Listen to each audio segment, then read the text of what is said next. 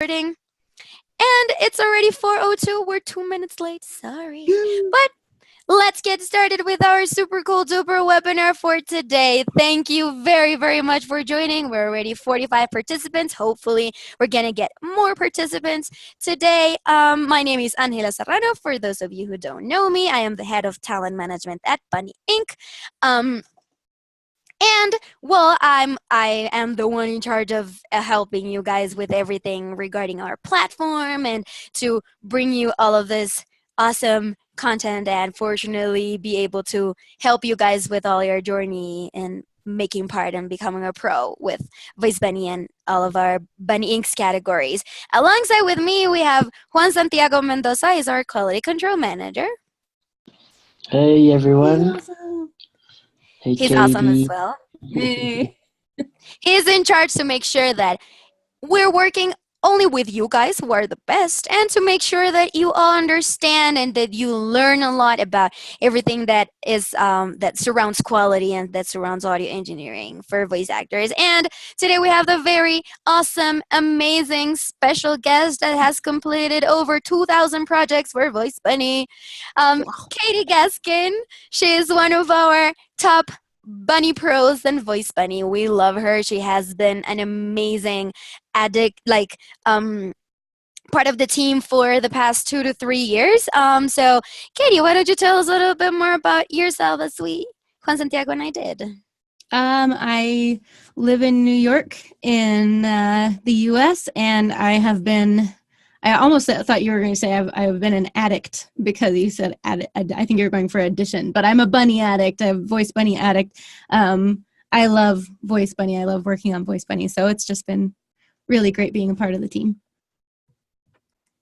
Awesome. We love working with you too. So, as you read in the invitation that we sent out, we invited Katie because we wanted to talk about how she works with VoiceBunny. I mean, as I mentioned, she has completed so many projects with us. She has been a very important part of VoiceBunny for a long time, and we have learned so much from her, and we have been able to work and to build a great system thanks to all of the hard work that she has done and all of you guys have done. So we wanted to just give you wanted to bring her to talk a little bit more about how VoiceBunny is for her and how VoiceBunny has been to her, and maybe give you tips so that you can also grow and be part of the system as active as Katie is. So the first question that I wanted to ask you, Katie, is when you got started versus how you are right now, like how has it been your journey from that very first moment, like when you said, okay, I'm going to start doing voiceovers? Because, well, something that we didn't mention a few minutes ago is that she didn't have any voiceover experience before she started working for VoiceBunny. So it has been a great learning experience. I mean, she literally, as the name of this webinar is, she went from 0 to 2,000 projects for VoiceBunny. So it's really great, and we just wanted to get you to share some of that experience with us. So from when you got started and you said, okay, I want to make voiceovers, to right now, what do you think that has been your process? Like, what do you think that has been the most important thing for you to become what you are right now as a Bunny Pro? Thank you for the question. So when I first started, like you mentioned, I had zero voiceover experience. I had been actually a live streamer video games, and that was the closest I had come to any kind of voice work. So, I mean, that's fairly far removed. And I started on VoiceBunny at the time. You guys were still kind of, I guess, in your beta stage. And so you didn't have to have an audition to get into VoiceBunny. You just started on projects right away. And then quality control would either accept or reject or give revisions. And you kind of went from there. And then they, the stats would weed you out. If you had a bunch of rejections, then eventually you wouldn't be, you wouldn't start receiving any more projects, any contests, any speedies, any invites like that. I've been with VoiceBunny for 3 years. I think it's about 3 years now. So I started, and I just was super, super dedicated. I was on top of every project, every speedy, every contest, everything I could get my hands on. I I tried because I hadn't learned what my voice was at the time. I was still figuring out, what my sound was, I guess. I didn't know if I was into advertisements, phone systems, educational, anything like that. Strictly video game voices, I didn't know. And so I tried everything. And in a way, I guess it kind of helped because I had no preconceptions to what I could or couldn't do. So, starting from day one to now, really what it boils down to, what got me started was trying everything. And I think at the time it was a lot easier because VoiceBunny was much more open. There were fewer bunny pros competing. So it was partially luck and partially sheer determination, I guess. Wow, well, that's really interesting to know, like how you got started and how you got, well, a little bit of this process. So to talk a little bit more about the process, what do you think would be the key to your success? Like one thing, that one trait or that determination that you think that you say, okay, well, this is what really helped me build my career in VoiceBunny and that really got me here. Like what would be that key trait? Sure. By the way, should I be answering these questions in chat now, or are we doing a thing later? I just want to make sure I don't offend anyone. Oh no, let's do it. Let's do it at the end. Also, if I see some of the questions here, I'm going to be able to bring it up. But let's first answer like the question that we have prepared for right now, and then we will go over the questions. Maybe even some of the questions that they are asking will be answered throughout the interview. So Great. let's just continue with like the questions that I have, and we'll go over it later. So one thing that I would say, like the key to what has brought me from zero experience to where I am now is probably diligence. I mean, right before we started, I ran and got my phone because I keep it nearby at all times to get text messages, to check the emails, to make sure. And yeah, I think just diligence, just making sure that you answer bookings as soon as you possibly can, hopping on any contests you feel like you're able to do, if it's part of what you feel comfortable doing, speedies if you feel comfortable doing them. I think just always being able to be kind of a first responder, especially with your own stats in bookings and revisions, that's very important. So I'd say that's probably the number one thing, is just to be on top of stuff. Great. Yeah, that's totally, I totally agree that that's one of the most important things that you should take into account. So taking that like diligence and that you just mentioned, that you have your phone with you at all times and everything. So how do you organize your time? Like how do you organize when you're going to be taking care of the projects? How are you going to, so for example, you got a project, like what do you do? How do you organize the time? How do you organize like your flow from the moment you get that notification to the moment that you start recording when you accept a project? At what point do you do what part, and how do you organize your flow when you're taking projects? Sure.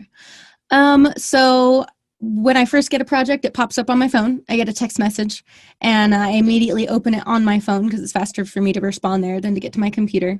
I check out the content, make sure it's something I'm okay with. I read the remarks, make sure I'm qualified by the client, and then accept it immediately. Like as soon as I possibly can, I accept it. And then from there, I make sure that my voice is warmed up. If it's first thing in the morning, because I have no formal training, I'm just going to say that usually I either walk around and just talk, which sounds really silly, but that's what I do. I'll tell a story to my dogs, which sounds silly, or I'll sing. I'll turn on Pandora and get some songs going just to warm up my voice, because I find that in the morning my voice is actually much deeper right after I've woken up. And so once my voice is warmed up, or if I've been working all day, go sit at the computer and, read the first paragraph or so pretty thoroughly, just to understand kind of the voice they're trying to give their project. Then I'll reread the remarks, and then I'll record, I'll edit, and then I'll re-listen to the whole thing, make sure the pacing and the sound is correct, make sure the mouth noises are minimal, if non-existent. And then once I'm sure that the audio is great, I'll go back and read again the remarks of the client just to double check, because there have actually been times where I'll complete all those steps, record everything, and then I'll go and reread the remarks and think, wow, I'm not okay with how that sounds comparing it to what the client was expecting of me. So I'll close the project and redo the entire thing. It doesn't happen often, but it has happened before. So read those remarks, read the client remarks again and again and again, just to make sure you know what the client is looking for. And then I submit the project, and I guess that's kind of it. Great. Awesome. And what about, for example, for auditions, like for contests? Because, well, contests usually get taken super fast. So when you get those invitations for contests, like, how do you do it? Because, well, you don't get a text message for that one. So how do you work when you have those contests and you receive those audition invitations? Like, what's your mindset? What do you do? What do you do first? Sure. Well, so I have my phone's email app set to refresh and pull emails every 15 minutes. That's actually as frequently as I can get it to do it. And so I hear little noise, lets me know I have emails. And if it's a contest and if it's still available, I'll usually go to my computer and pull it up if I'm available to work on it. And you can see at the top if people are already working on it. And if they are already working on it and it's something you want to do, you got to be fast. You got to go ahead and accept it. But always, I can't stress this enough, read the remarks first. There have been times where I have not read the remarks and I have, clicked, I'm going to submit an audition. And then I read the remarks afterward and find out that they were looking for someone with an accent that I just don't have or that I cannot emulate. And I felt really silly. So always read those remarks. But yeah, so I go on and I check to see, and if no one's working on it, if no one started working on the project yet, if the, the price of the audition is not something that you feel is worth it at that time, like fulfilling the final project, if that's not in your rate preferences range, then you can wait. But you run the risk of not being able to participate in that contest. My husband and I talk about the bush bird, how I would rather go ahead and audition for a contest if it's lower than my rates, that's within my bracket of acceptable compensation. There we go.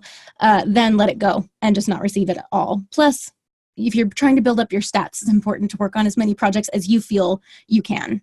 So yeah, just getting to it as quick as possible. Read the remarks. Sorry, that's my phone telling me I have an email. It's probably VoiceBunny. And then, work on it. Speed. Great. Thank you very much for that. And okay, and how do you handle those overnight projects, like those invitations and those bookings or those speedies or those contests that you get overnight? How do you handle that? Do you take care of them, or do you leave them for the next morning and expect for them to be there? Like, how do you handle those? So if it's overnight, when I first started, back when I had zero experience and I was just trying to build up as many projects and samples and everything as I could, I would wake up in the middle of the night. I would have my phone set to a really loud sound to let me know I had an email for the contests and speedies. And I actually would get up in the middle of the night to try and audition for every contest that I could, which seems a little crazy, but I was serious about this. I really loved the way VoiceBunny worked, and so I was excited to do everything that I could. Now, because I'm a little farther along and I have a nice base of samples and ratings and all that sort of thing built up, I'm not quite as antsy to jump on every project as before. Plus, we're getting more. I'd say we're seeing a larger number of projects pop up than when I first started. So there are more to audition for. So I think if I tried to audition for everything, it would just get out of hand. But in the middle of the night, like if I get a booking, for example, that's specific to me, something that I do need to work on or a revision, it depends on how long I have to do it. If I have 5 hours and I just went to bed, I have 5 hours until it's due, I'll go ahead and just get up and do it because I don't want to wake up in 5 hours to complete it. Plus my voice will be tired and low and yeah, it'd just be awful. So I'll handle it right then. Now, if I get a project, let's say I go to bed at midnight and I get a project at 2 and it says that I have to be up by 7 to finish it, then sometimes I'll just wait a few hours and then accept it later so that I can work on it when I get up. But I try not to wait until after I'm awake to accept a project, except in the case of revisions, it's already there. But I'd say strike a balance that you feel comfortable with. Obviously speed is really important, but if it's affecting your sleep schedule and your sanity, it's probably not working. So I guess it depends on how intense you want to be about it. Accept it as fast as possible if you can, if you're okay with that, but otherwise probably wait till you wake up. But take care of it as soon as you wake up. Yeah, I mean, I totally agree with that. I think that that's a great option. And how has you mentioned how that has changed through this time.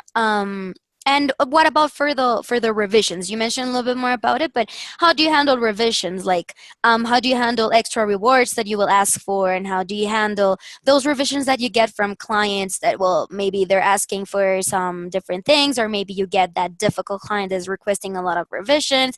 How do you handle that?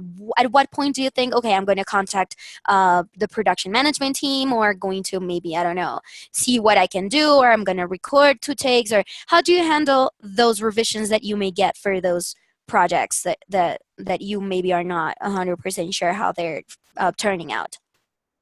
Well, every single project is different, and so it's hard to, I guess, put a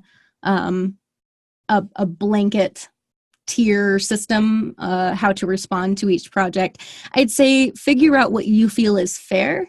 For me, if they're having me redo the entire project and it wasn't really my fault, or they rewrote the entire script, or they said, oh, by the way, we need this to be synced, I'll usually charge almost 100% of the original project thing. If it's just like one sentence, I'll charge a couple dollars, maybe.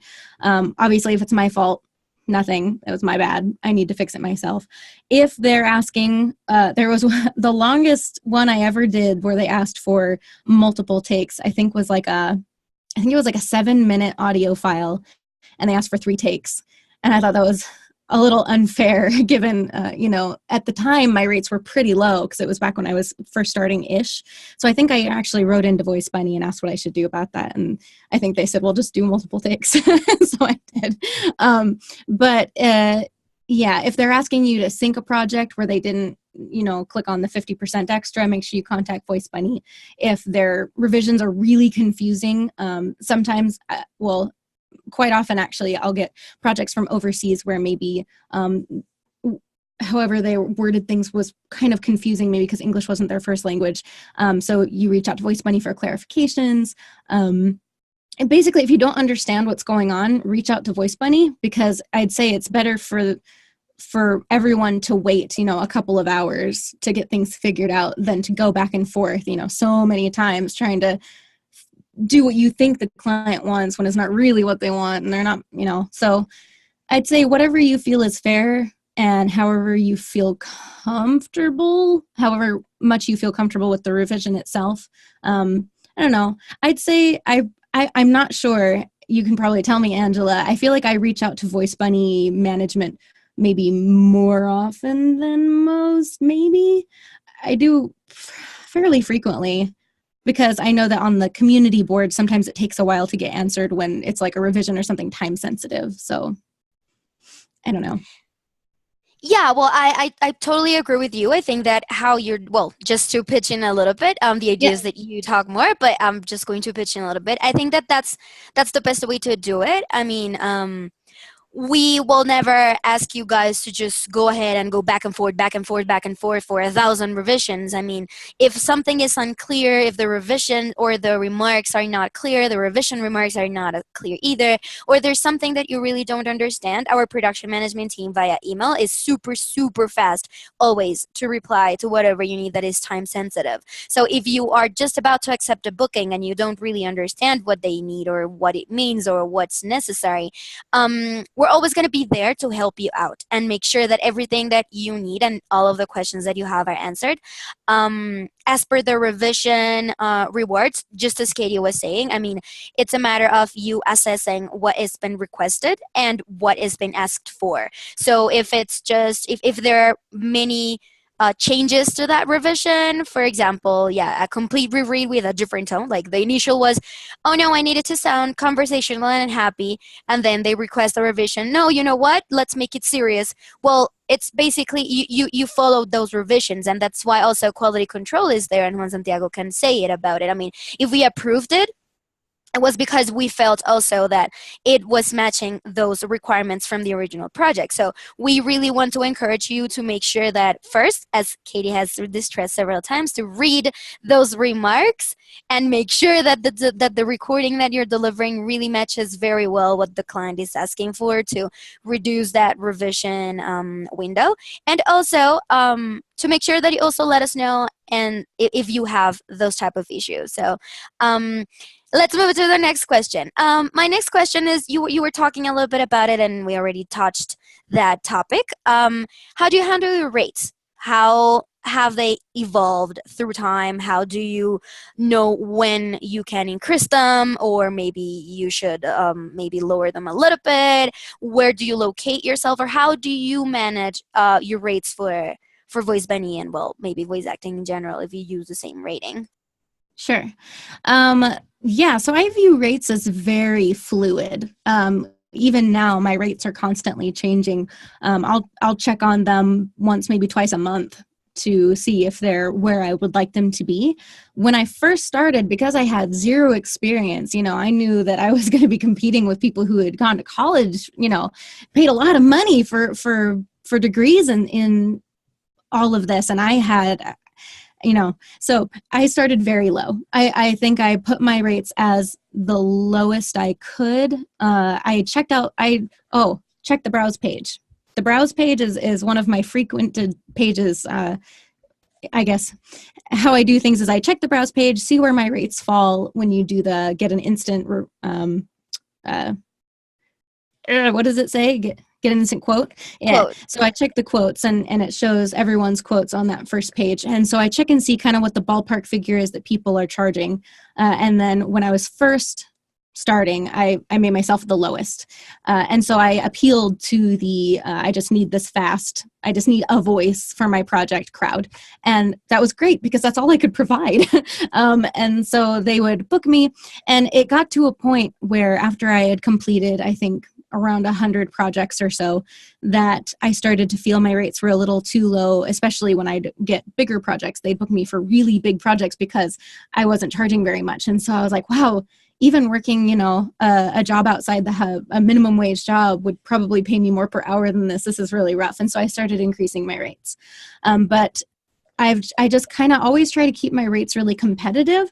I feel like until I have, I have it in my head that until I have the most reviews of anybody on that first browse page, I cannot raise my rates above a certain amount. And so what I found now is, whereas before when I started, I kind of kept my rates as the lowest, but still not like crazy low, but like whatever people were charging, I'd charge like $10 less per section.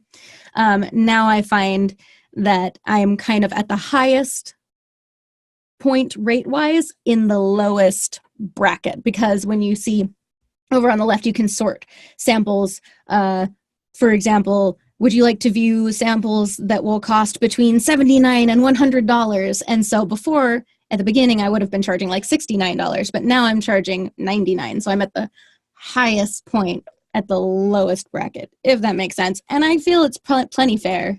I feel like I'm getting compensated more than fair, for how much experience I have. I feel like it's suited me well to kind of keep my rates fluid according to what the market will bear. So that's kind of where I am. Okay, awesome. Thank you. I think that was really clear. And for the revisions, just you mentioned a little bit more, but I would like to understand a little bit more about that. When you are going to set your rate for an extra revision, how do you do it? Like, how do you determine, okay, so this is just one sentence, so I'm going to charge X amount of dollars? Like, how do you, what would you take a look at? So, okay, no, this is the 100%, I got paid this, so I'm going to charge a little bit this, or like, how do you organize what would be a fair amount to charge for this type of revisions? Sure. Well, okay. So let's just say, for example, I got a really big, 10,000 word project, which I'm sure people have done much bigger, but to me, that's a pretty big project. So let's say I got a 10,000 word project and I'm getting who knows how much. Because it's such a large project, I know that the client is getting charged fewer cents per word because basically they're buying in bulk. So if they want to revise, let's just say they've rewritten half the script. It's hard because I would say just charge $50 if you let's say that you're getting $100 for this project. If they're revising half the script, I'd say charge 50. But at the same time, if you're doing fewer words, like if they had booked you for a 5,000 word project, then they'd be paying more cents per word. I guess I think I actually keep it pretty simple. I think if they're revising half the script, I just do 50%, unless it's a small project, and then I don't know, whatever you feel is fair. It's really, it kind of goes with the fluid rates, I guess. I mean, you never want to be unfair. You also want to put yourself in the client's, shoes and say, if they're rewriting the entire script, they're probably okay with you requesting a full amount again because they understand that you have to redo the entire thing. If they're asking you to change 1 or 2 words in like 5 or 6 sentences, they're probably going to be confused if you're charging half of, what you originally were being given. So, if it's a sentence or 2, I'll charge $5. If it's, a paragraph, maybe 10. It just kind of depends on, how big the revision is. Once it gets above 100 words in a revision, it gets a little more, I don't know. It really would just vary on your rates and what you feel is fair. Especially, it gets really sticky when it's one of those ones that needs to be synced to a video, because that is so time consuming. And it's even worse when they want multiple takes for something that needs to be synced to a video. So that's where it all just gets really squirrely. And it really is just what you feel is fair. And VoiceBunny will reach out to you if they think, maybe the revision amount was too much. I've had that happen where they say, hey, that's maybe a little too high. Is it okay if we negotiate? And we negotiate on a price. So VoiceBunny is very reasonable. Don't be scared to reach out to VoiceBunny too initially if you say, hey, I'm just wondering if this amount is okay, and then give your reason if you don't think that maybe it's clear why it would take you so long. Maybe if they're revising a few words throughout every single sentence, so it's not an entirely new script, but it's just enough that you're like, I might as well just re-record the entire thing anyway.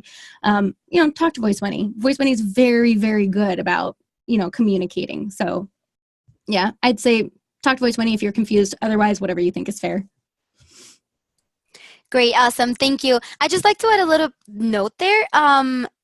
Most of the time, some of these revision rewards will be auto-approved. We will be notified in some cases because, as Katie was mentioning, sometimes it would be it would go over the budget, or maybe we'd have to review them, but most of them will be automatically approved because we trust you. I mean, if you passed our quality control process and you were booked for the project, then we know that you are that voice that the client was looking for. We will trust your judgment, and we will trust what you consider is fair. So that we're not that much about negotiating. We let you set your rates. We let you charge what you consider is 100% fair for your job, and we will never persuade you to, oh no, you have to charge less. But we will try our best to just help you out. And as Katie was mentioning, we will reach out if we see maybe that we can negotiate on that sort. So thank you very much for that. Now, as per your equipment and your recording settings, compared to when you just started, what were the settings that you were using, how you were recording, how has that evolved through time? And with the DAW, the Digital Audio Workstation, just in case any of the listeners don't know what that means, how has that evolved? How have you worked with that? What if you edit, how do you edit? What type of fades do you use, or like those kind of editing and audio like requirements or audio details? How has it worked for you? Well, I think that you will come to find that all of my equipment has stayed very basic, and I am working on upgrading. But when I first started, because I had zero idea what I was doing and I didn't know anything about audio quality, I actually started with this little headset that had, I think it had one audio thing here and a little, mic here. I think it was meant for answering phones in a phone station. And the audio was awful. I mean, it was atrocious. And my friend who had introduced me, he was the one who introduced me to VoiceBunny. He said, all you need is just some good equipment and some character to your voice. Like, I don't even remember exactly what he told me, because I didn't have any clue what any of the equipment was, what any of the settings were. So I was just like, sure, well, I've got a headset from my video game streaming days. I'll just use that. And of course, I got rejected over and over and over by quality control. And I thought, something needs to change. So I wound up upgrading to a better microphone that was within my budget at the time, because I didn't know how much money I'd be able to even make doing VoiceBunny. So I didn't want to throw thousands of dollars into equipment and quit my day job and all the things just to do VoiceBunny. So I just got a microphone that seemed to work with my voice. And just over time, I started to kind of figure out what better and better sound quality sounded like. Like I said, browse page, man. I use the browse page so much. I went through every, top VoiceBunny person at the time, all their profiles. I listened to all their samples. Every time I do an audition that was accepted through quality control, I would listen to their samples versus mine and kind of compare the depth and richness of their voice to maybe mine that wasn't coming through as clearly, or I wanted to see if I could reach that, if I could reach how they sounded. And so I started, I was at first in this really big echoey room, so I moved all of my equipment to a much smaller room, and I started putting things, I think I started with just blankets all over the walls, and then eventually I made this little PVC, my husband and I made this PVC pipe cage almost, where I layered the inside with like foam and put blankets all over the outside, and so it was like this little cave. And that helped my quality. And then I realized that even that wasn't good enough. So we actually, at that point, it was, about a year and a half ago, realized that I didn't want to stop VoiceBunny. This wasn't something I wanted to just abandon. And the quality where we were was just it wasn't good enough. It was not up to the standards that I was building. So we actually sold our house and moved out into the woods, out into the forest, where there's complete peace and quiet. Not a single semi truck drives by. It's gorgeous. It's wonderful. And I have this tiny little room that I work in, and it's got carpet on the floor, and you can see I've got, foam all over the walls, and it's just this little, it's now my new cave. And so I don't know, it's kind of just evolved over time with my dedication and experience. It's just gotten better and better and better, and I'm still working to improve it. In fact, I'm about to upgrade. And Angela, you actually were talking about some microphones that I could maybe look into. So I know Angela has some good stuff. I wouldn't recommend what I'm using currently. I'm going to be upgrading soon, and so I would say talk to Angela if you want to know what kind of equipment to upgrade to, because that's probably what I'm going to go to.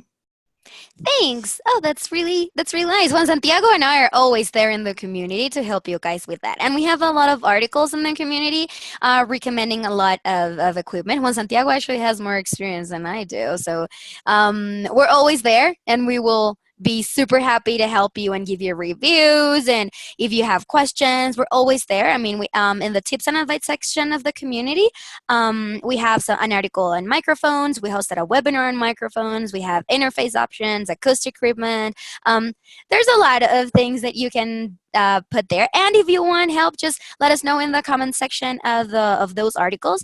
And I mean, if everyone here that has joined and all of the other pros that we have would like to pitch in as well, I mean, I'm sure that all of us will be able to help you guys and to help even Katie find that perfect setting. Yes, because I'm still learning. I still don't know most of the lingo that you guys use. I'm just like, yeah, I've got this microphone thingy that records my voice, and I guess basically what I need. But yeah, but I know that VoiceBunny is always just so excited to help you because, by helping you, it helps them, and they want everyone to be successful and for the client to get exactly what they need. And by the way, I understand, I saw the comment, I live by the airport and highway. I lived on the intersection of two highways. That's why I said not a single semi drives by, because where I was living it was so bad. It was so bad. So, but it's good that you're able to get your quality such that it is approved. I was able to as well, but I found I worked night hours. I actually would complete most of my projects after the sun went down, because that's when there were fewer vehicles driving by. So I did everything I could. And that's actually great, Royal. How can you achieve that? And also, Katie, you haven't mentioned, but I think something that is really impressive is that you only use Audacity, right? Oh, yeah. Mm-hmm. Yeah, so I only use Audacity because, if I'm being quite honest, I don't know how to use any other program. I was never taught. And Audacity has always worked great for me. So I figured, if it ain't broke, don't fix it. Other things were broke and I did fix them. but Audacity has really served me well. I just use the normalize function just like it says. And actually, that's how I learned. That's how I learned the Audacity. Was I actually read those, before you accept this project, make sure you normalize to -3 decibel, and it lists out what you need to do. So I tweaked my Audacity to meet those requirements. And then I just normalize at the end of my project. And then I do a little noise reduction from dead noise at the end. And that cleans it right up. I mean, it doesn't have much to reduce, because if you listen to the ground floor noise in my house, it's nothing. Like, it doesn't even flicker on the Audacity audio bar. So, I mean, but it did before. When I was on the intersection of two highways, there was like a giant noise floor that had to be reduced in it, and I lost a lot of the quality of my voice. So that was really harsh. But now, yeah, Audacity has always just worked great. I'm sure there are so many more and so many more better words. So programs that are better. There are many programs that are better, I'm sure, and that probably achieve what Audacity does for me, but on a much more professional level. But yeah, that's just what I use, just Audacity. I find it fascinating. For example, when I have to use Audacity, I'm completely blocked. I'm used to using Pro Tools. Yeah. So for me, Audacity it's a nightmare. And I find it great that you're able to pull off great quality work with just that. Oh, thank you.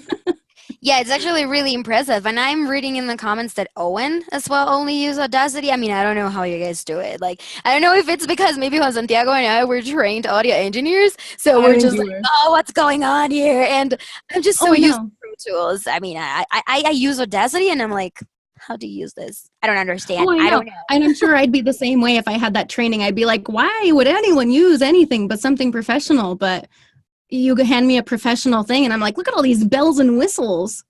I don't even know if I need these. I just do 2 functions and I'm done. I don't know.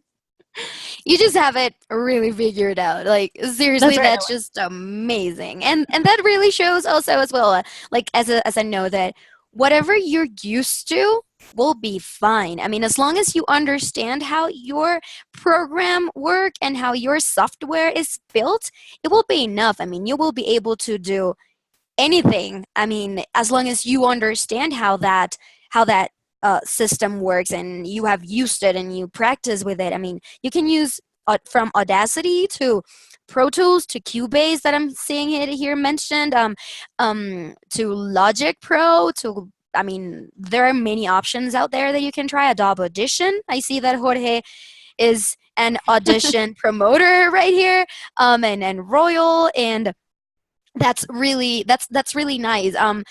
I keep promoting the community. We have a community article on DAWs. So all of those comments that you have, man, that would be great if you can add them to that article. I think that it would help a lot of you guys, and we can get into awesome debates about it. Yeah, really, like you said, whatever works. I mean, if you're fulfilling projects, if quality control is passing them on, if the clients are leaving 5-star reviews and saying, fantastic quality, I couldn't have gotten better, then you're probably doing something right.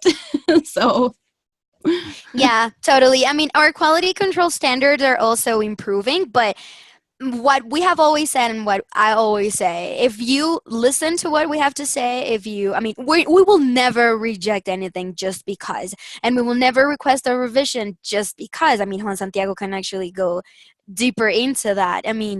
We do it because we want to help you improve as well. We want to give you more tools. We want to help you pinpoint things that maybe you don't notice because you have been used to using that, and to listening to that audio. Maybe you have been recording for 5 hours, and we really want to help you guys. So let's try to grow together. Katie grew a lot and is growing still with us, and we want to grow with you too. So yeah. Yeah, well, VoiceBunny has been very instrumental in my progress as a Bunny Pro. I know that because I never received training, these are all very basic things that maybe everyone else has heard, but to me, they were new and exciting. I submitted an audition once early on in my Bunny career, and I got a revision from quality control saying, we like your voice for this project, but you're sounding pretty robotic. Can you try speaking as if you were speaking to a friend? And while that is an incredibly simple concept, the fact that VoiceBunny gave me that kind of primary,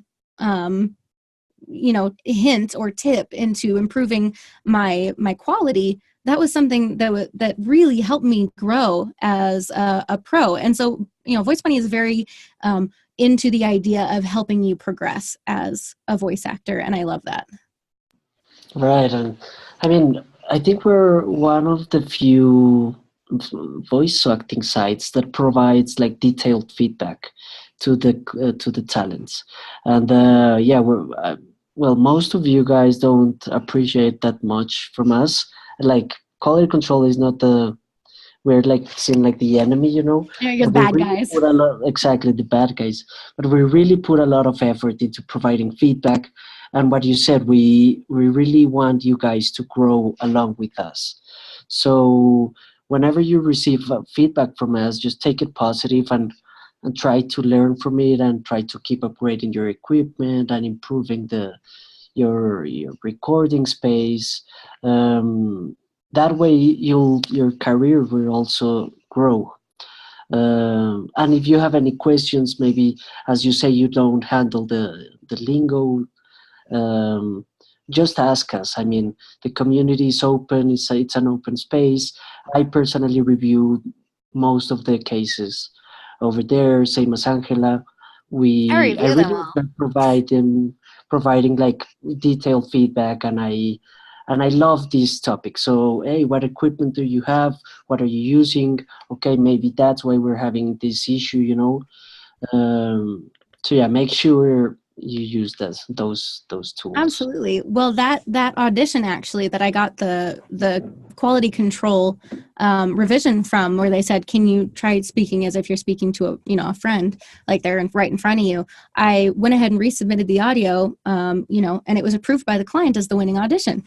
And there you go. Like, happy client, because I had, listened to quality control. To me, you guys are not the enemy. You're one of my best friends because I'm still learning.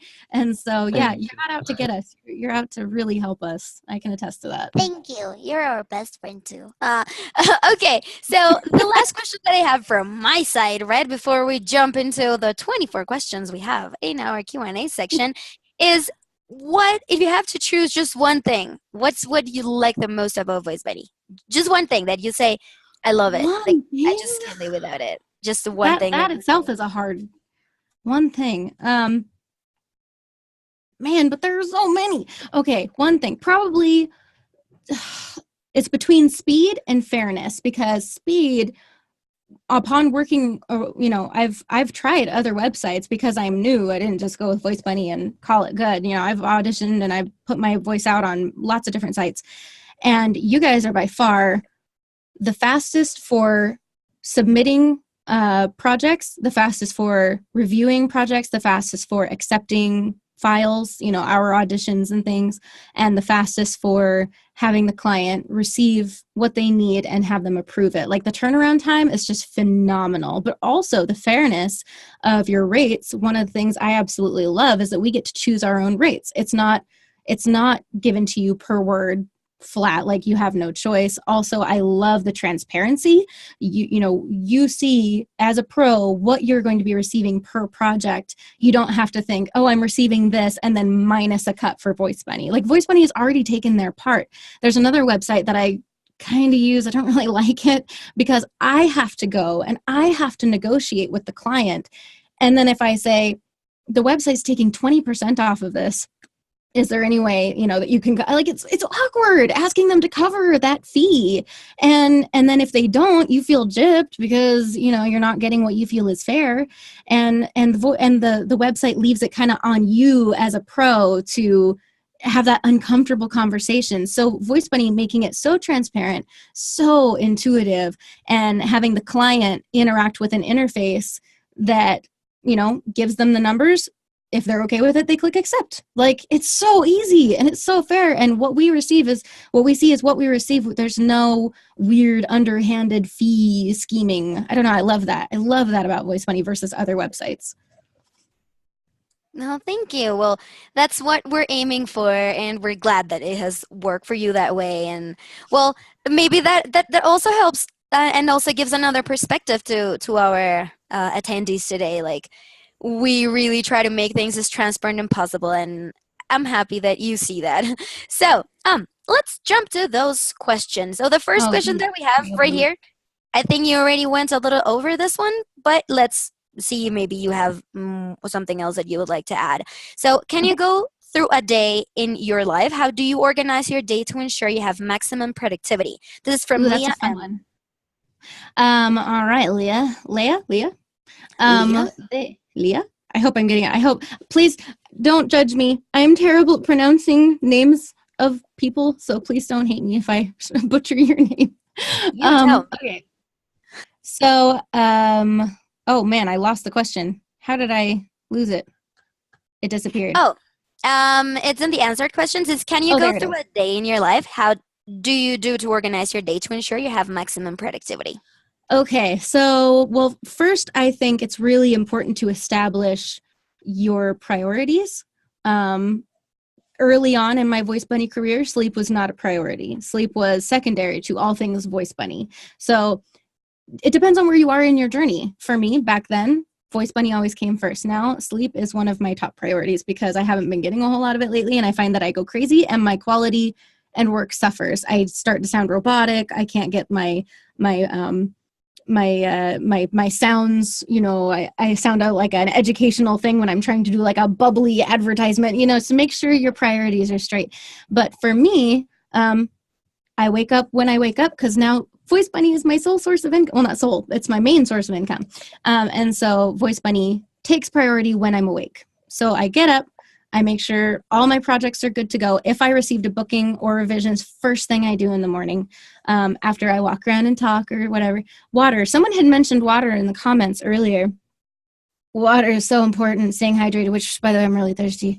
But I actually have, it's kind of ridiculous, and I actually thought about showing you guys, but I don't have it on me. I have this giant Tropicana juice jug that's, I think it's like 89 ounces or something. I mean, this thing is a monster. Oh, there it is. My lovely husband just brought it in. It's kind of ridiculous. This thing is giant. Is it Tropicana? No, it's Simply Orange. So anyway, I gave the juice to my husband because he loves orange juice. And then I carry it around. It's got this nifty little handle. I drink like two or three of these a day, which is so much. So stay hydrated and do all your projects as soon as you possibly can. That's what I do. Day in the life. Stay fed. Eat. Hangry voice is not good for VoiceBunny. Always make sure you have food in your stomach or you'll be distracted and hangry. Just responding as quickly as you can. If you leave the house, which I am a complete introvert, so this job is great for me because I don't actually have to leave the house to do my job. If you leave the house, make sure you got your phone on you. Make sure you're quick to respond. Make sure you're able to actually complete your projects. I had a huge problem this last winter because I moved out into middle of nowhere. I was not used to my power going out in my house. And so over the snowy winter, probably once a week, once every other week, my power would go out and I wouldn't even know because I'd be out somewhere. I'd accept a project from my phone while I was out and about. I'd come home and my power was out. So I couldn't fulfill the project. So I had to message VoiceBunny and be like, I am so sorry. And most of the time, the power would come back on before I had to complete it. But there were a couple times where I actually couldn't complete it in time and had to re-accept the project and accept those stats consequences. And that's just not good for anybody. So make sure you have the time allocated, that if there's anything noisy that's going on, that's done. Make sure you don't run the dishwasher. I mean, the obvious stuff. And just allocate that time. Make sure you respond as quickly as possible. I'm basically just on call with VoiceBunny. I'll do projects 24/7, really, whenever. I don't really say, oh, I'm only working from 9 to 5. It's just whenever I see them. If I get them right before bed, I'll do them right before bed. So that's just kind of my life. VoiceBunny is kind of my day in and day out. Awesome. Great. I would like to add something there.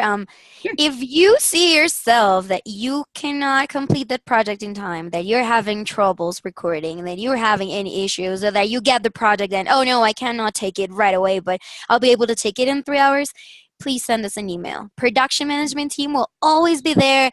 We have the backup project, but we can actually make sure that it is not triggered right away, and we can make sure that we work things out with the client. But let us know. Responsibility with this type of projects is very important for us, and we love effective communication. So if you cannot take it right away, you're having a power outage like Katie did, or you are having troubles completing something, you're having equipment issues or something, email us. And I Yes. promise that our production management team will be super happy to make sure that everything is controlled, is under control, and that we do everything that's best both for you, for us, and for the client. So that was just responsibility. Absolutely. Major communication, super important, because if you think about the how would you feel if you had given someone a task and they said, okay, I'll get to it, and then the next day it wasn't there? You're like, hey, why didn't you at least tell me that you couldn't work on it initially? So just reach out. VoiceBunny is super reasonable. You're not going to get in trouble. You're not going to get banned. It's more important to reach out and let them know that you're not able to work on it immediately, so that they can either work with you, work with the client with you, or at one point I did, during one of those power outages, I said, I have an hour left to complete this project and my power is still not on. You're welcome to throw it out there as a backup. It's my fault. And the client apparently replied and said, no, you're good. We don't even need it till like Thursday. So, I mean, it was all worked out eventually, but just try and really be communicative. It's very important. Great. Awesome. Thank you. So let's get to the next question from Royal Joiner. I hope I'm pronouncing this well. So how low does the rate have to be when starting out? At what point can those rates be raised? You already talked about it, but I don't know if you would like to add something there. Kind of recap.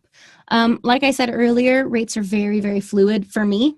This is all just suggestion, really. This is just how I do it. It's very, very fluid. I find that for me, my rates started really low. Like I said, I was always the lowest. I had my rates the lowest of everybody on the first page of the browse page, just so that I could start getting work. Because if your rates are high and you have no reviews, you're probably not going to get booked unless someone really, really likes your voice and they're willing to pay more. But there is a crowd that just needs a voice. I mean, those are the clients that do speedies that, where they just need something to put in wherever. And so you kind of have to appeal to the crowd for your experience level. And so I would say if you're new, start low.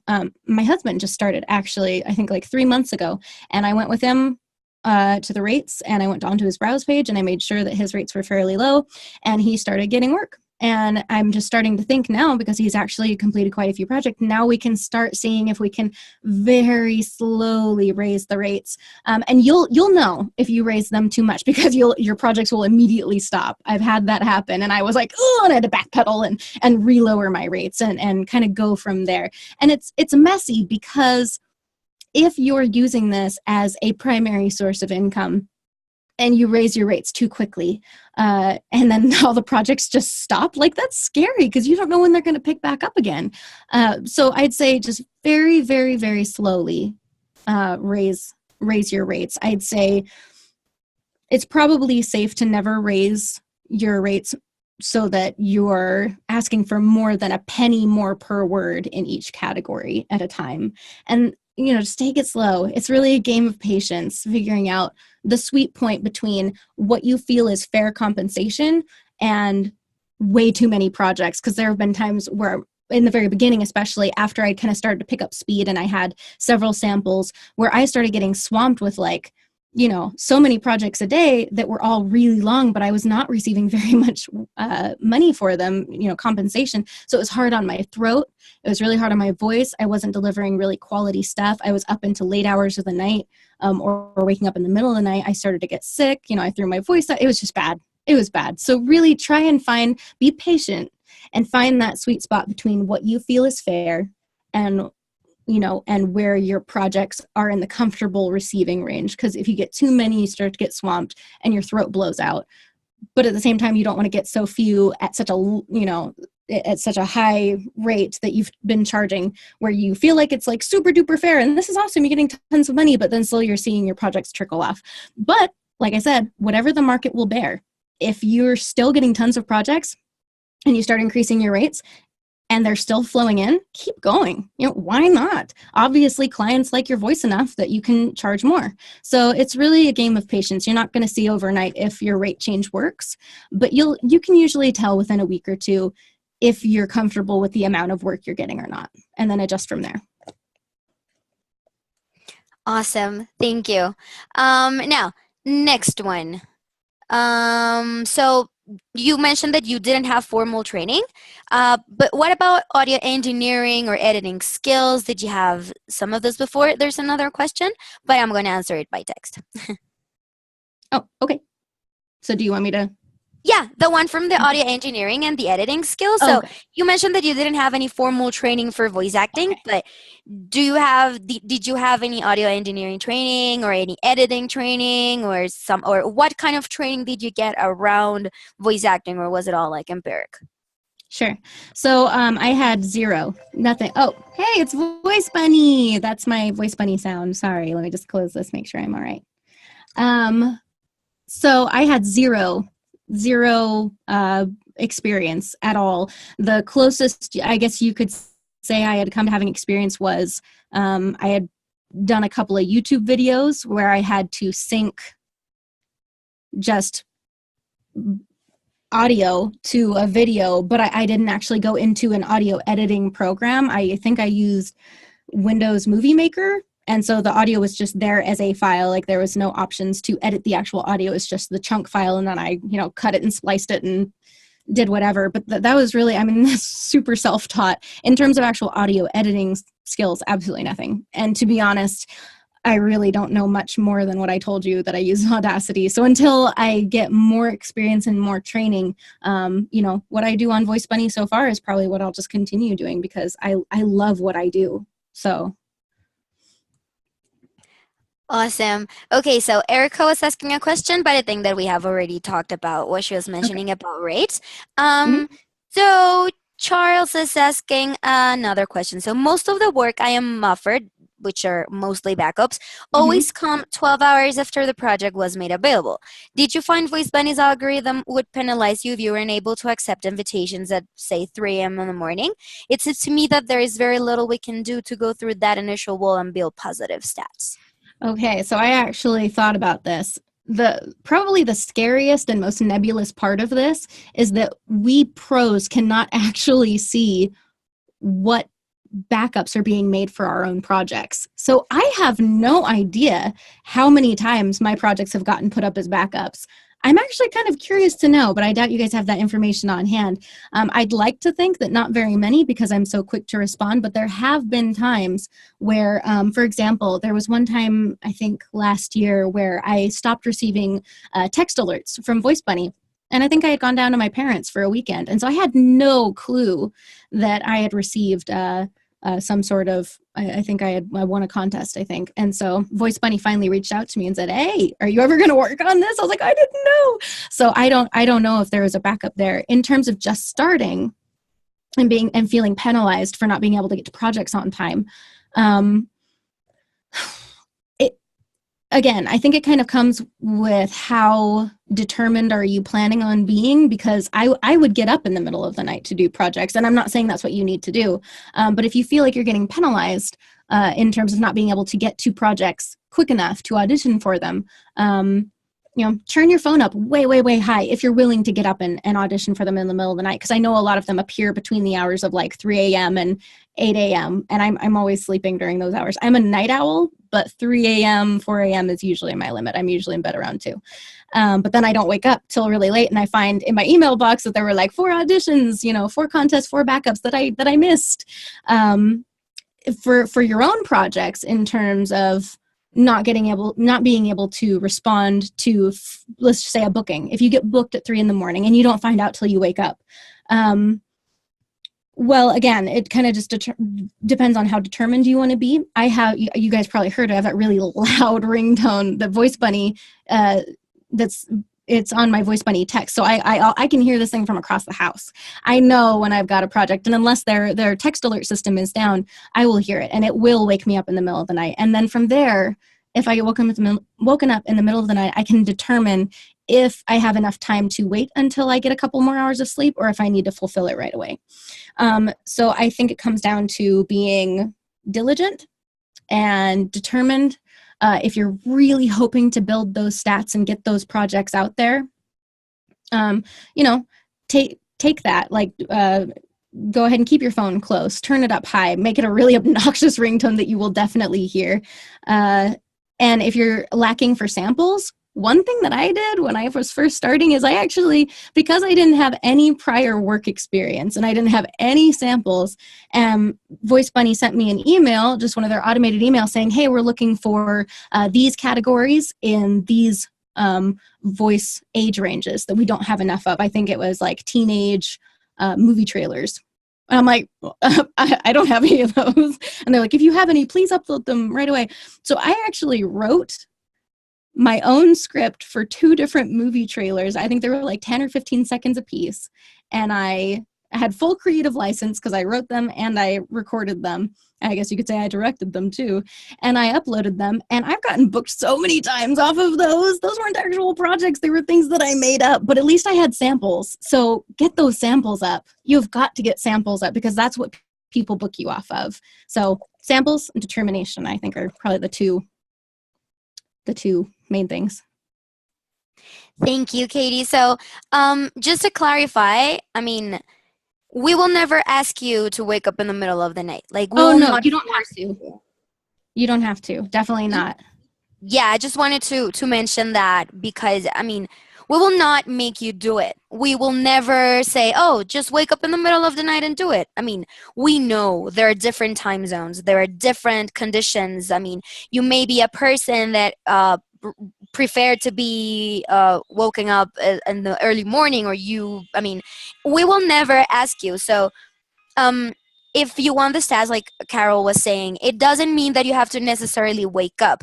I mean, there are going to be moments where you're going to receive the invitations during the day, and there are moments where the invitations are going to come in the middle of the night. I mean, we are an international business, and we just saw it here. I mean, we have people from a lot of nationalities just in this webinar, and let's take into account that we had around 50 people today. So if you see that, I mean, we will never ask. I mean, there are going to be moments where our client is, say, in Australia, and if they create the product at midday for them, it may be at 3 a.m. for you. So the project will never, I mean, we will give you those chances to participate at any time. Of course, time zones has been something pretty complicated to handle, and we have worked a lot to make sure that we are able to find a solution for that. We have actually a community thread on what options we can actually brainstorm and what solutions you can think about so we can work with time zones in a better way.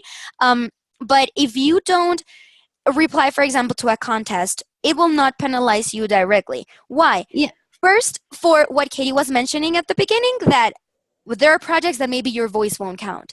So if it's, for example, a voice that is asking for a mature voice, but it's in the young adult section, well, my voice sounds super squeaky, like I will not be able to participate in that. I sound like a very young person. So even if I got the invitation, I may not be able to participate. So that's one thing. We will not penalize you for that. And another thing is because, as you were mentioning, you may get these invitations in the middle of the night, and we will not ask you to just leave everything that you're doing and get to that invitation. So the stats will not be affected or impacted if that speedy or that contest was not taken care of at that specific time. I mean, if you wake up and it's still available and you think that you can take it right away.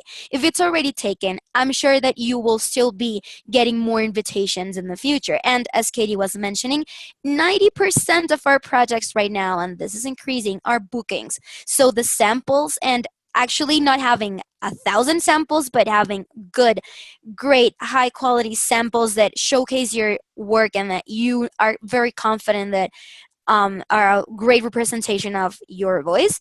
Well, the ones that will be landing you the most number of work and jobs that you're doing. I'm 100% sure about that. That's what I always try to stress a lot. Like, yeah, contests and speedies are very important because you start building a lot of stats on that.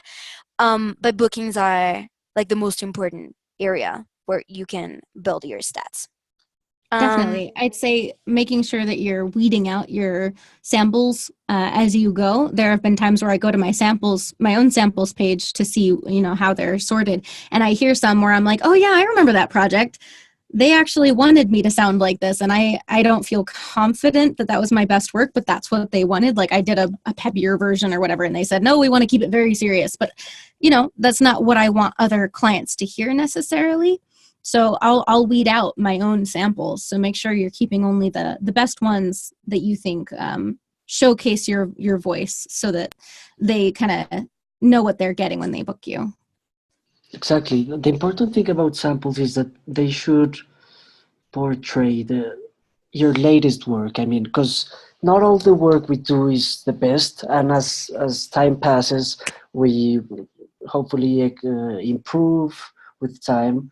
So make sure that your samples only reflect like the best of your capabilities and what you can do. So the client can knows what to expect, knows what you're capable of doing, and keep working on that. Keep refreshing the samples. Keep your profile clean.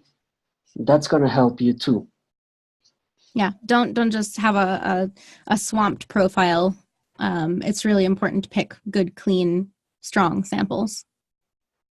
That said, VoiceBunny, the algorithm kind of chooses for you which ones to put on the browse page. And I see Leon is saying here that 90% of clients favorite his trailer sample, and he wishes that they would sample it. Favorite other ones. I had that same problem for a while because I had this sample that I guess the algorithm of VoiceBunny put on the browse page that wasn't my favorite, but I kept getting booked booked too, but also favorited through that sample. And I thought, well, I have other samples, but that's the first one they see on the browse page. By that same token, if you're getting work from it, then it's doing its job. So Exactly. It's not really up to us, but it's more up to the clients. So it depends on how many clicks, how many clients have listened to your sample, how many times your sample have been chosen. So yeah, I mean, it's not maybe what you expect, but yeah, it's work and it's a good opportunity.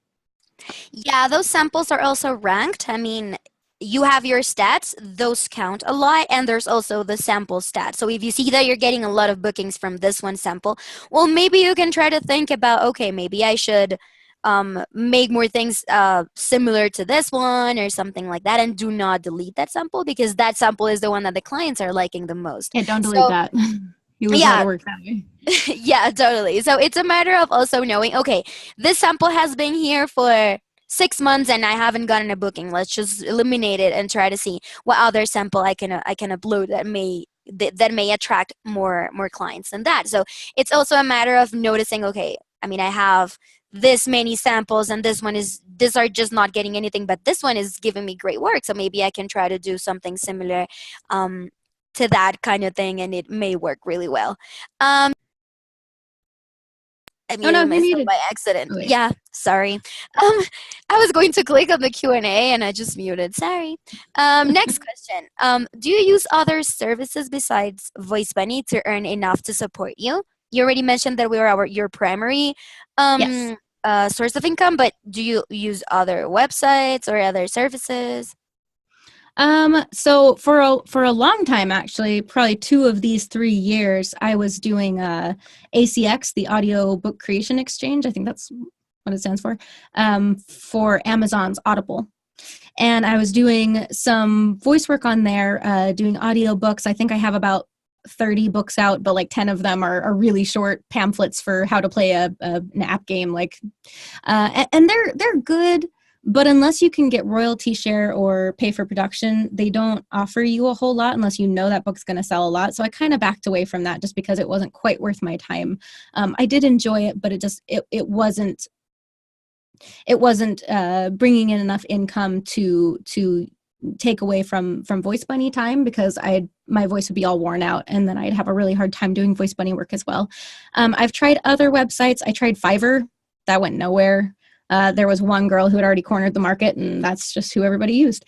So the system there was not terribly fair. I didn't appreciate it very much. I still get notifications from Upwork, but I unless the client reaches out to me directly, I don't typically pursue work there, because that was actually the one I was thinking of when I was mentioning how it was really frustrating you had to be the mediator between, your talent in yourself and the client who was requesting the talent, and, work on a price and see if they would cover the Upwork fee. And if not, you just kind of had to eat the loss. And it was just really messy. VoiceBunny is way better. So I don't use any other services really. VoiceBunny has become pretty much my source of income. Yeah. So. Awesome. Great. So hope this helped. Next question. I'm gonna say that we already answered this one. Are you now making a full-time income with VoiceBunny? Could you support yourself with just VoiceBunny work? I think that's very similar to what you just answered. And the answer is yes. Yes. Then Dominic has 3 questions here, so I think that they're all related. How long did it take you to get your first invitation in VoiceBunny? How many demo reels did you upload at the beginning? And, well, you already mentioned that you didn't have any professional training, but Yeah. I think that this question is valuable. Any books that may have helped you that you read? I think that's super valuable. Okay, well, let's start with the first one. My first gig. So do you mean my first booking? Because I started seeing contests right away. So I was able to work on those immediately. However, I don't think I actually won any of them. I think my first work came from Speedies, where as long as my quality was good and it passed through QA, I was getting paid, and the client who just needed any voice, was fine with it. So that was probably my first gig. My first booking, I think it took about 3 months, because I didn't really have any samples and my quality wasn't that great. And this was after I got my new microphone. I got it when I was driving home from, I think, my great aunt's house in Texas, and I was freaking out because I knew that at the time, VoiceBunny gave you a flat 25 minutes whether you were doing a contest audition or a speedy. It didn't matter if the speedy was 1,000 words long. You had 25 minutes and that was it. They've changed it since. Now they give you a much more lenient time frame, thank goodness, to do speedies in. But I thought that that's what was going to happen with my booking. I thought that because I was 40 minutes from home and I had a booking and I had to do it in 25 minutes, I couldn't accept it right away, but that would affect my stats. And I was so stats minded, like it drove me crazy. And so, yeah, I think month 3 is about when I got my first booking, and then I got home. And so I had like 5 hours to work on it and was much happier. So it took a while. I was talking to somebody a while ago, a long time, it was like a year and a half ago, who said, oh yeah, I want to do voice work. I quit my job and spent my savings on a bunch of audio production stuff, and I haven't gotten any work, and it's been like 2 months. And I was like, oh no, that's horrifying, because it does take a while. It's a scary thing to kind of just like upend your life to try and do this. It is fantastic once you get there. But man, it takes forever. I mean, not that sounds terrible. It takes a while. You have to have patience, and you can't expect to get tons of projects right up front. And so I think it's really important to have a lot of patience, and to be determined and keep going. Demo reels, I didn't have any. I had to make up my own. So, but those worked. So there it is. Did you get any professional training? No. A voice trainer? No. Any books? No books. But I actually, was it like 6 months or a year into doing VoiceBunny work? I watched it was on Netflix, and I think it was called Behind the Voice. And it interviewed a ton of really famous voice actors that do mostly cartoons and video game voices. And it interviewed those people, and I recognized a lot of them. But they shared kind of their experiences, their tips, their tricks, how they handle projects, how you can kind of get into the zone of whatever kind of project you're doing. And that kind of changed my perspective on a lot of things because I didn't have any professional training. All of these things were kind of my self-taught methods. If you've never seen that Behind the Voice, I would recommend checking it out. It's very cool and very fun too. It's very neat seeing actual legitimate pros, in their natural habitat, as they say. So, yeah. That sounds really great. I haven't watched it. I'm going to take a look at it. So next question from Leah. Do you ever fear that taking time off will lose momentum with your success? Sometimes I feel like the industry is so competitive, it can feel like you are easily replaceable as a voice actor. How do you ever take time off or take a holiday? Or have you taken time off since you started VoiceBunny? Oh man, what a great question. So this is actually something that has plagued me my entire VoiceBunny career, these 3 years. Absolutely, you lose momentum if you take time off, which is so frustrating because you don't want it to control your life. Like Angela was saying, VoiceBunny is not forcing you to do anything. They're not going to, say do this or you're fired, but they do expect you to be responsible. And I'm sure that if you say, they've got a little option that says, will you be unavailable? Or are you going on vacation? And you can check off which dates you're going to be gone. And if you email them, I think doing that in addition to emailing them, I always try and email them and say, hey, this is where I'm going to be. Christmas, for example, we're flying down to my husband's parents' house for Christmas this year. I'm going to be gone for 4 days. If there are any revisions that come up for me, let them know I'll be back soon. And I think most clients understand that, you're gone. But if you rely heavily on contests and speedies to acquire new clients, if you don't have a whole lot of repeat bookings, that is really hard because when you go on vacation, correct me if I'm wrong, but I'm pretty sure your sample gets taken off of the browse page. And so when it gets taken off of the browse page, you're kind of out of luck. You're obviously you're not going to be receiving projects, which is good while you're gone. But when you get back, it takes a while for and you click, I'm back. It takes a while for your sample, from my experience, to kind of filter its way back up to wherever it was in the browse section, which means we used to say for every day I take off, I lose a week of projects.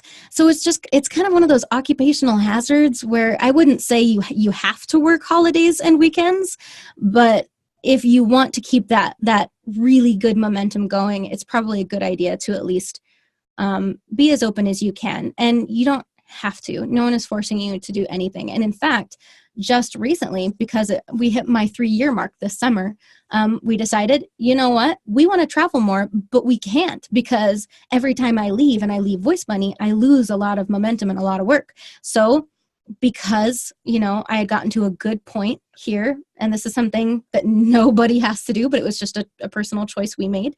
We bought a little trailer, a little 5x8 trailer. We outfitted the entire inside with, some good foam and stuff, and we're still outfitting it. We're going to put in a little desk and chair and things. And we haul it around. We've actually used it. We used it to go to a family reunion. We used it when we went to go see the eclipse in Kentucky. And I just record on the road because now it is enough that I can, that I want to, that I want to be able to work wherever I go. And that has just been wonderful. And so, but yeah, I know what you mean with it's hard because when you take vacation off or weekends off, you do lose momentum. And that's just kind of the occupational hazard. It just kind of comes with the territory, unfortunately. Yeah, I mean that's something that is quite of inevitable, but so okay, let's get to the next question. Still, I would say 95% of our projects are bookings. So that would definitely affect, I mean, while you're away, as the samples may not be visible, for example, but eventually the clients, if they, I mean, if they liked your work and your voice, they're gonna come back for you. Yeah, they will come back. They'll be repeat clients. Absolutely. Awesome. Okay, so next question from Cara. From what I have read, Audacity does not allow edit as you go. I wouldn't know about Audacity, so I'll let that to you, Katie. Okay, so I guess I'll have to get some clarification on that.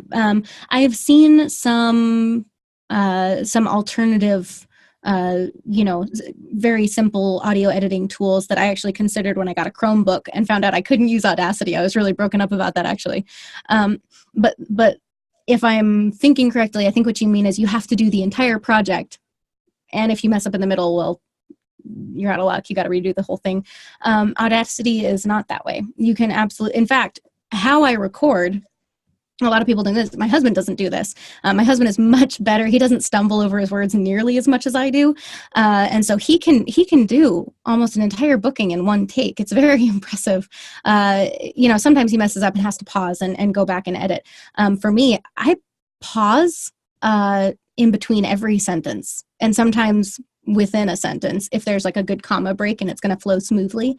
I have my Control R, I think it's Control R for record, and then spaces, pause. And so I'll hit it, record, pause, hit it, record, pause, and then I can go back and I can edit out any spacebar noises, any mouth noises, any breath noises, that sort of thing. So yeah, I'm not sure if that answered your question, but that's how I use it. Audacity is very flexible for me. Awesome. Yeah, I mean, Audacity is just like a total new world for me. Yeah. Okay, so from Glenn, what are the percentages of the types of VO work you get? I am assuming that types is like educational, advertising, commercials. Sure. So if we're talking solely number of projects, like quantity, not word count, I'd say quantity, probably, I'd say 30% advertising, 30% voicemails, like the voice recordings for phone systems.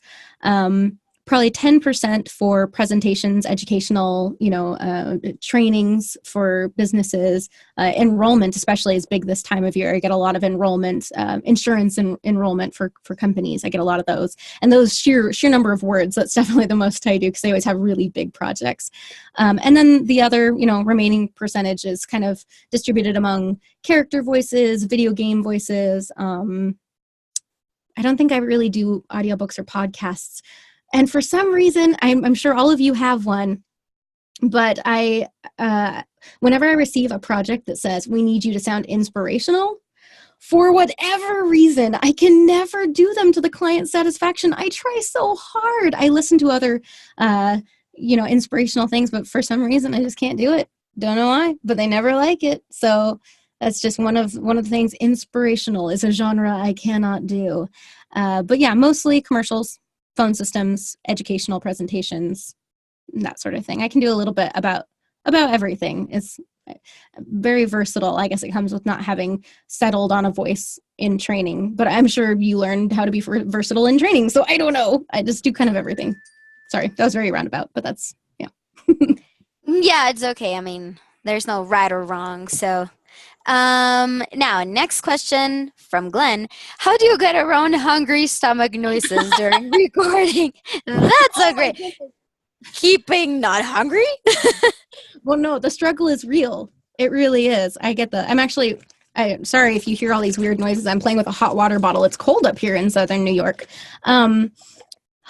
hungry stomach noise. Yeah, just don't be hungry. I think I had mentioned earlier, always eat. Stay hydrated and eat, because it is so hard to do a project when you're hungry. Not just because of those noises, but because your throat gets tired faster, I find, when I guess your mouth hasn't been processing saliva. That sounds gross, but it's true. It helps you stay focused if you've got food in your stomach and it's sending energy to your brain. I don't know. Keep a snack nearby. I like green olives, actually. They kind of stimulate the salivary glands, and so it helps keep my throat from getting super, super dry, and it also kind of keeps the stomach quiet. So that's my snack of choice during voice work. Another tip there is green apples. It also helps There you super well with mouth noises. So if you are also struggling with mouth noises and you're also hungry, you can try green apples. They're just really great, and they're a great option. And make sure you avoid like coffee or tea, because they really dry your mouth. So the hot drinks, they sear the throat. Yeah, totally. And if you're going to drink water, just please don't make it super cold, or it will also damage all your warm up, and it will not be that great for you. So next question from Patrice Gambardella. I'm gonna pronounce it in Spanish because I wouldn't know how to do it in English. How can we increase our chances of being invited to direct bookings, like from your experience? Samples and stats. You want to work so hard to get those stats just pristine if you can. Like I said, the first year and a half, I was just absolutely obsessive about my stats. I barely left the house because I didn't want to. And you don't have to do that. You do not have to do that. But it's just what I did. It was, but probably just making sure that your stats are really, really good. Don't wait too long to get to a project. Respond absolutely as fast as you can. But don't, what is that phrase? Don't run faster than you can walk, or something like that. And then you have more strength. Don't do things that you don't feel comfortable with, but really try, if you can, to respond as quickly as possible. Fulfill your projects quickly. Great turnaround time. See much more repeat bookings, which I find are more frequent than new bookings. So if you can get some really good, solid, loyal clients that love your work, love your speed, love your quality, then you'll be set. Getting those initial bookings, I'd really say having good samples that are readily available, and then having the stats to push those samples up on the browsing pages. The closer you can to the first browsing page, the better, because I'd imagine clients kind of get tired of listening to samples after they hit like page 3 or so. That's not scientific, but I'm just guessing. So stats and samples. Yeah, actual stat. Usually our clients browse through page 15, but really? before Awesome. they book. Yeah, our clients are really picky, and they really love listening to a ton of voices before they actually choose. They will favorite you, and they will open those pages, and they will listen to samples. So yeah, it's an average. Of course, there are clients that just go through page 5, but the average of our bookings, this is for all languages, it's around 15 pages. That's cool. That's much more than I thought. So that's good news. Yeah, just stat. A random fact about VoiceBunny random fact number 233. That's awesome. That's like 300 samples. We have 20 per page. Per page. Very cool. That's a lot. There are a lot of chances. Okay, next question from Joe Brown. Is summer typically slow? My winter and spring were good, but things have dropped off quite a bit since June. So yeah, there's definitely a season for all things. I actually found that December and January were my slowest months the first year. In fact, I saw almost nothing that first year. The second year, it was pretty close to almost nothing. I had almost nothing in December and January. Those are definitely my slowest months. And then I think June was super slow. But I think it really depends on where your voice is and what you mostly do. If you're male and you have like that announcer, the movie announcer voice, in a world that I don't have, then chances are you're going to be seeing a lot more bookings around movie season time kind of thing. Or whenever, new video games come out. or things like that. If you do a lot more presentations and educational, you'll probably see a lot more work in the late summer, early fall when when companies are putting together their enrollment, like I was saying, their enrollment presentations or insurance or training webinars that they put together and they use voiceovers for.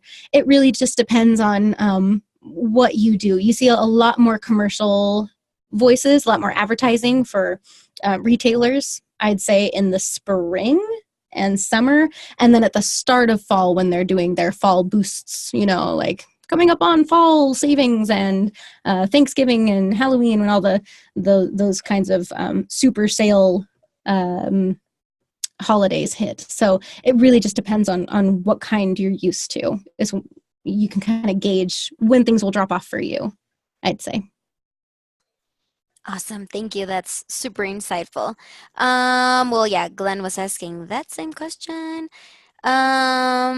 So Jorge was asking, how do you set up that sound for VoiceBunny on your phone? Like, how do you set up that? I think that depends on the phone. It depends on the phone. I have an iPhone, and the iPhone, you can go into your contacts, and I have VoiceBunny's number saved as VoiceBunny, and then you can attach a specific ringtone to to the contact, whether they're calling or texting. And of course, I never get phone calls from VoiceBunny, so that's not a problem. But my text message noise is that really, really loud one, and you can choose. Your phone should have a bunch of preset ringtones. You might be able, if you have a different phone, I know iPhone, you have to pay for ringtones, but there are other phones where you can get free ringtones of your choice, and so you can probably do a custom one that way. But yeah, if you go to your contacts, you should be able to set up a specific alert noise for that contact, and so VoiceBunny in this case. Yeah, that would be for the bookings. For contests and for speeds, well, they're via email, so I would suggest you set the alarm for your email alert. I don't know how that works for Android, but I would be pretty much sure that it works in a similar way. You go to your settings on iPhone, you go to your settings for email, and you can have push notifications for down to 15 minutes is the most it'll refresh is every 15 minutes. And then you can set the alert noise for that. Awesome. So Lou asked a question, but it's more based on his personal profile. So Lou, if you can go and put that in the community, that same question, I'm gonna make sure that I check your profile and your samples, and we can all go over and help you. Maybe there are the demos, or maybe there's something that we can help you there. That's a good idea. Christian Bowles, are completed projects always put up as samples automatically? Is it possible to take those down? So that's a question for me. I'll answer that. Not all of them. Completed projects will be put up as samples only if the client gives us permission. You know that according to our account agreement, the client is the one who retains ownership of the reproduction rights of every single recording that you submit to the website. If it is approved by the client. If it is rejected, it will be in our realm and it will be ours to use. And if quality control rejects it, then it's yours. But the script is still the client. So if the client approves the project, and they will be prompted with a question saying if they will allow us to use it as samples. Why is this not just like a given that you can use it as samples? Because sometimes there are private projects. For example, there's this marketing campaign, or there's this video ad campaign that they haven't launched yet, or there's an educational or an audiobook that they haven't launched yet. If they give you permission and they publish it beforehand, it may create some conflict with the rights and the reproduction or the branding or the marketing plan of that plan. So you will receive an email if the client allows you to use those samples automatically. We will send you an email right away letting you know that the client approved the project and allowed you to use that sample. If that doesn't happen, you can see the project as approved in your completed projects page, but please, please, please, pretty please do not use those samples in your page or anywhere else, because that just means the client is keeping this project as 100% private. So we would appreciate if you can respect those privacy policies that we have. Is it possible to take those down? Definitely yes. You can go to your samples page and you're going to see all of the samples that you have, whether they come from projects or you uploaded them, and you will be able to manage them as you prefer. So you can upload more, you can delete whatever sample you want. It's up to you, and you can remove any sample that you have there. Just wanted to clarify that. But yeah, just for samples. Also, just one quick note for samples. Every sample for every project that you complete via VoiceBunny can only be shared in VoiceBunny.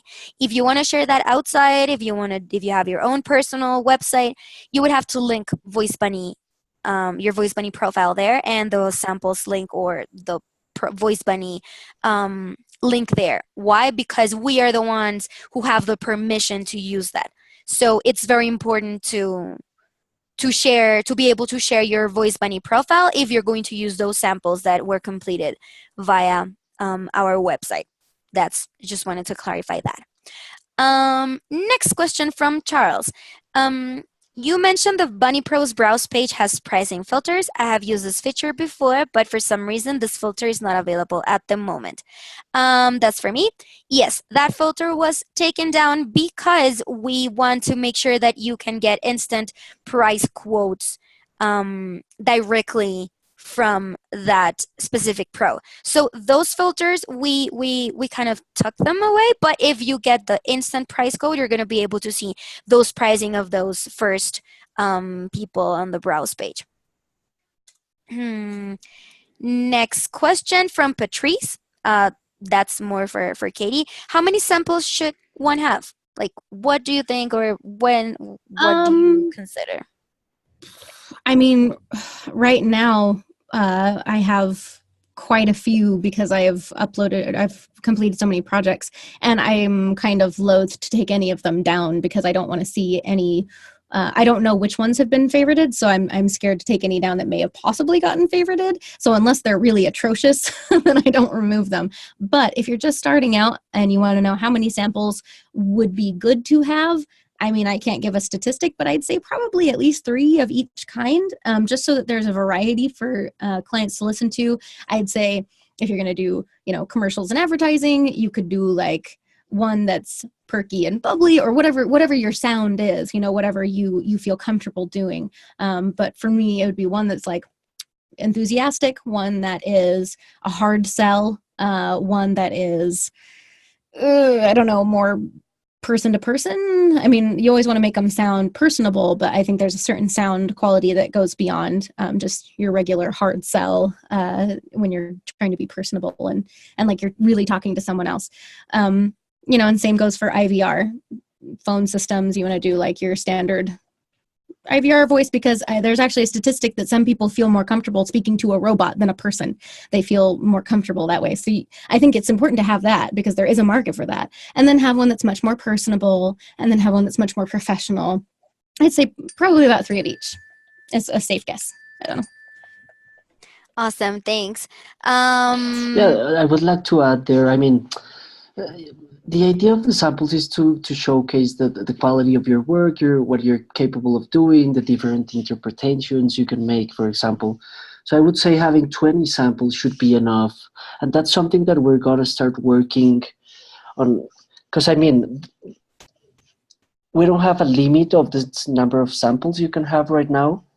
So we have talents that have a lot of samples, and that's something that we really want to look into.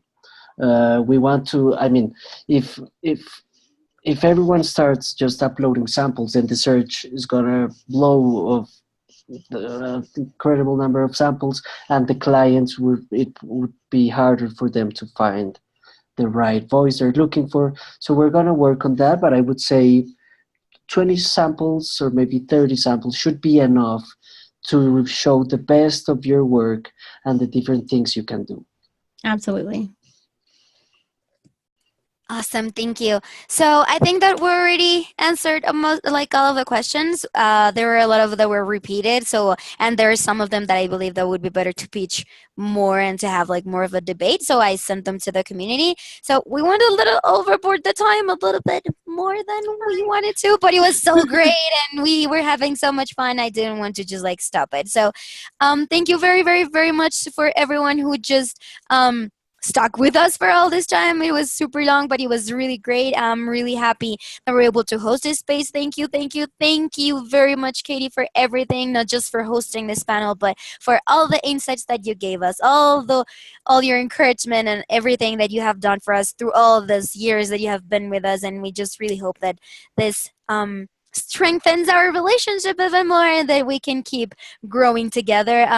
To everyone, just a small reminder that our community is always open there. You will be able to communicate with each other. You can ask many questions. You can share your recordings. You can ask everything you want. If you have questions about projects, you can send them via email. But if you have questions about the service, you want to check your stats, you want to check your demos, you want more feedback, the community is the space to go. I'm always there. Juan Santiago is always there, and we have other pros that are always there. I invite you to join, and if you have questions or if you even have the answer for someone, I invite you to go and talk to each other and to help us and continue building awesome VoiceBunny as we love and we can keep growing together. So again, thank you very much, Katie. Thank you. Thank you for inviting me. It was so great to interact with the community. I don't ever really get to talk to other voice actors, so this was great. Awesome. So yeah, thank you very, very much. As to answer to, I think that someone was asking here, when will be the next one? You will get an email, and I will send you an invitation once we have a new space for this. In our community space, you will also find a recap of this very webinar, and you'll also find the recaps of all our other webinars that we have hosted before. So make sure that you read them or that you watch the recording, and we also have some other documents that will be super, super useful for you. We hope that's the case. And thank you very much. We will be closing this one and see you in the next Yeah, opportunity. great talk. Thank you, Katie. Bye. Thank you, Thank Ange. you. It was Thank you all awesome. for Thank the you for great everyone. questions. See you in the next one. See you in the next one and talk to you in the community. We'll be there to talk to you. Bye.